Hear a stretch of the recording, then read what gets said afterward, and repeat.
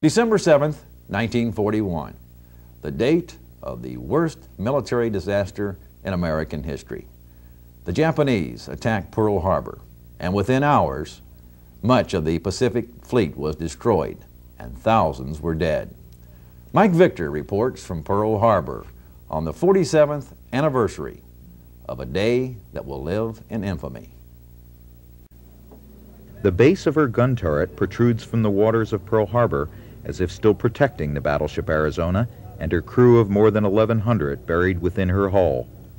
It was a fateful day, the 7th of December 1941. 400 Japanese fighters and bombers arrived at 7:55 that bright Sunday morning, shattering the peace. First, they knocked out the island's air defense force, then went for the battleships. By 8:25, Arizona was gone.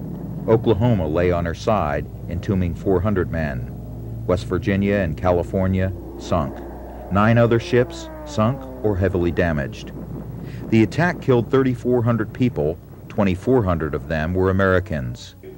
Every year on December 7th, at that very hour, a long whistle of warning blows. A moment of prayer and silence is held, and then the reminder of our missing men. We must not let the lessons of 7 December 1941 and the courage of those who lie entombed here be lost in vain. We can never again afford to assume such a complacent national military posture. This day, the entire harbor bristled with military readiness, as if to tell those who fell it would never happen again. Flowers arrived from all over the world. Petals from each wreath dropped to the men below to float peacefully across their water.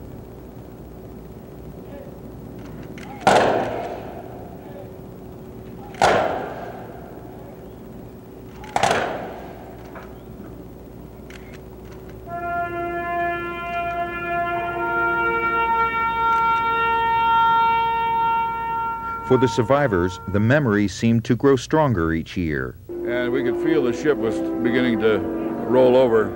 And evidently we weren't only hit with a bomb, we were hit with several torpedoes at the same time. I looked out the port and saw the plane. My first reaction was, what in the hell is the Army doing up on Sunday morning holding drills? That's what I thought it was until I saw them drop the torpedo, bank and head, drop the bank and head for Hickam. And then I knew it wasn't a drill. Things are happening now that faster, I'm even telling you. About that time, another torpedo plane went by, and he dropped that big red ball. And then I knew that what was happening, and what bothered me was who declared war on who, and where did they come from to get here so damn fast. A date which will live in infamy.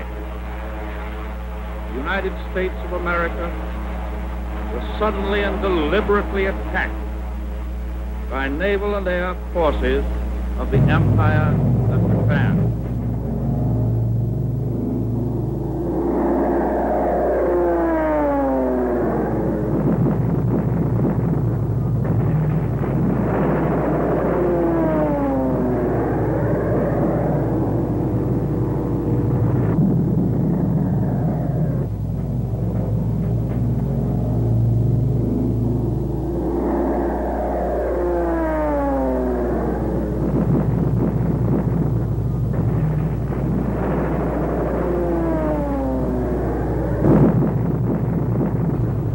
The Japanese attack on Pearl Harbor inflicted heavy loss on aircraft, ships, but most importantly, on human lives. But it did much more. It united Americans behind the effort to join the Allies to defeat the aggressors, and it made the armed forces determined to never be caught unawares again.